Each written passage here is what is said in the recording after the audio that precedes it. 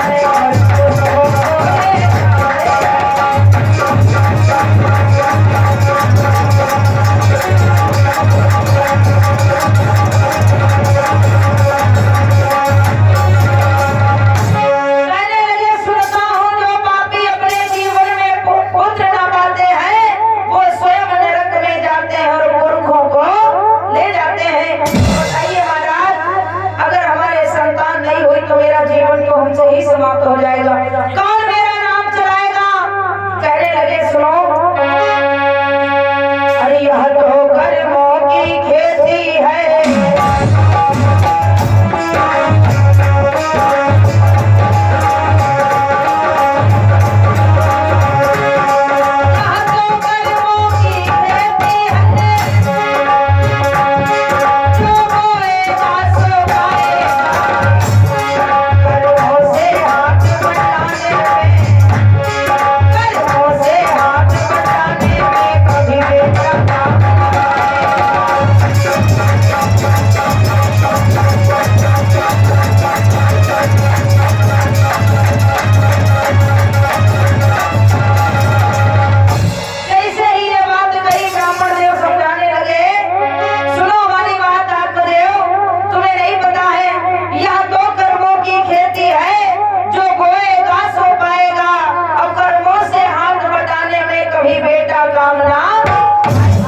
भैया कोई अगर तकलीफ पीड़ा शरीर में कोई दर्द है, तुम्हारे 4 लड़का हो अपनी दर्द निकाल कर दो भैया, तनी दर्द ले लो, देखिए लड़का ले ले बताओ कितना बालक प्रेम करता हो, क्योंकि शरीर का जो ये जो शरीर की पीड़ा है, इसे चाहे पुत्र हो और चाहे ना हो, इसको कोई नहीं बांट पाएगा। कर्मों की मार, क्योंकि भैया कर्म की जो यानी कहते हैं कर्म जैसे जैसे होते हैं, जिसकी जैसी करनी होती वैसी ही उसकी करनी होती है। कहने लगे अपना नाम अपने से ही चलता है, कहने लगे अगर तुम्हें संतान चाहिए तो तुम मरो ना भाई, हमारी बात मानो, मरो ना, हम तुमको एक उपाय बताते हैं। अगर भाई संतान के लिए तुम मर रहे हो तो हम देख चुके हैं, तो तुम मरो ना, अपने जीवन को ना समाप्त करो, तुम एक फल ले जाओ। जैसे भैया एक फल निकाला और निकाल करके उस फल को क्या करते हैं, उस फल को अपने हाथों से कहते हैं ये ले जाओ, जाकर के अपनी रानी को खिला देना, अपनी पत्नी को, और तुम्हारे घर में संतान की प्राप्ति होगी। आज जैसे भैया आज इस बात को सुना, इतना खुश हो गए आत्मदेव, इतना प्रसन्न हो गए कि अब वो फल ले जाकर के इतनी मतलब खुशी के मारे भागते हुए गए। जैसे भैया वो फल लेकर के गए, अपने पत्नी के पास पहुंचे, पत्नी ने देखा, अब पत्नी बैठी सेब खींच रही है। जैसे पत्नी ने देखा कि तुम तो मरे ही रहो, मरे ना, अब गुस्से में कह के गए ना कि अभी जाएंगे, मर जाएंगे, लौट के नहीं आएंगे, अपना मुख नहीं दिखाएंगे। अब भैया कोई अगर नीचे वाले आए जाए तो उनकी सेवा करके चलो, बना गुस्सा हो आगे, और वह उनकी पत्नी जब का कहती तुम तो मरे ही रहो, मरे भाई। अब बताओ उनकी पत्नी ऐसी रहा कहती तुम तो मरे ही रहो, मर के ना आयो। अब जवाब दिया है मरे का ये रहा, हमको एक उपाय मिल गया। बोले क्या उपाय मिल गया? कहने लगे बाबा जी एक रास्ते मिले रहा, फिर कई रास्ते मिले थे बाबा जी, और उनसे हमने अपनी पूरी बात बताई तो हमको एक फल दिया है। बोले अच्छा, कहने लगे फल क्यों? तो कहने लगे फल नहीं बल्कि प्रसाद दिया है। बोले काहे के लिए? तो ब्राह्मण देव ने बताया हमारे घर में संतान नहीं है, अब संतान के बिना सब सोना रहता है। तो भैया उनकी पत्नी धुंधली बोली हाँ ये तो बात सत्य है। तो कहा है सत्य है तो फिर ऐसा करो, ये फल ले लो, इस फल को तुम खा लो, इससे संतान हो जाएगी। और ये बात सत्य है, प्रभु के वचन पर ही चाहे फीका, और संत वचन पत्थर की लीका। अब भैया संत ने अगर ये बात कही है तो ये समझ लो 100% वो बात सत्य है। आज जैसे ही कहा कि हमारी बात सुनो, ये जो फल है इसको तुम खा लो। अब भैया उस फल को देखा, फल जैसे ही देखा, देख करके फल अब कहने लगी हाँ तो बहुत बुरी एक बार बात सुने कि आज सुन बजाओ इलमारी रख दो जाएगा। अब भैया ब्राह्मण देव कहला इलमारी मर्दी पता खाए ना खाए, भैया कबहू मानती रहे ना बात, लेकिन कहने लगे सुनो आज यह बात हमारी मान लीजिए, फल खा लेना तुम्हारे पुत्र की प्राप्ति होगी, तुमको संतान मिलेगी। तो दुनिया में जो हम पर कलंक लगा है संतान ना होने का, ये कलंक हमारा मिट जाएगा। कहने लगी हाँ खा लेंगे, जाओ इसको रख दो जाकर। अब भैया और रखने के बाद में अब वो जैसे गई देखा फल को, सोचने लगी अगर संतान नहीं है तो वाकई में समाज में सम्मान नहीं मिलेगा। ऐसा किया जाए कि संतान भी हो जाए और हमको कोई मतलब तकलीफ भी ना झेलनी पड़े, कोई हमको पीड़ा ना झेलनी पड़े और ये बात किसी को पता भी ना चले। अब करे तो क्या करे, करे तो क्या करे, पैसा वाली बहुत है, पैसा बहुत है इनके पास, लेकिन भक्तों मतलब इतनी ज्यादा आलसी है, इतनी ज्यादा मतलब बेकार है कि अपने पंडित जी की बात बिल्कुल नहीं मानती। तो जैसे इधर उसने अपने मन में सोचा, अब वो जो उनकी पत्नी थी वो भैया तैयार नहीं थी कि फल दिया उसे सन्यासी ने नारी के लिए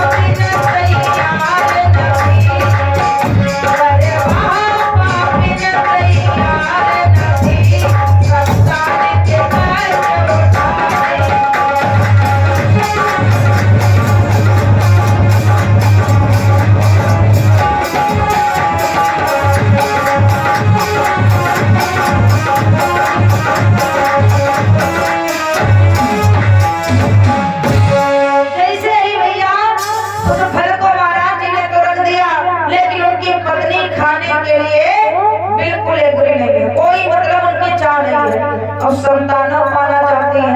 अब भैया जब संतान पाना चाहती है तो होता क्या है, अब वो फल लेकर के सोच रही है क्या करें, इसका क्या करें। तो तब तक उनको याद आई, उन्होंने अपने मन में सोचा कि एक हमारे पड़ोस में ही बहन हमारी ब्याही है, तो वो बहुत निर्धन है, गरीब है।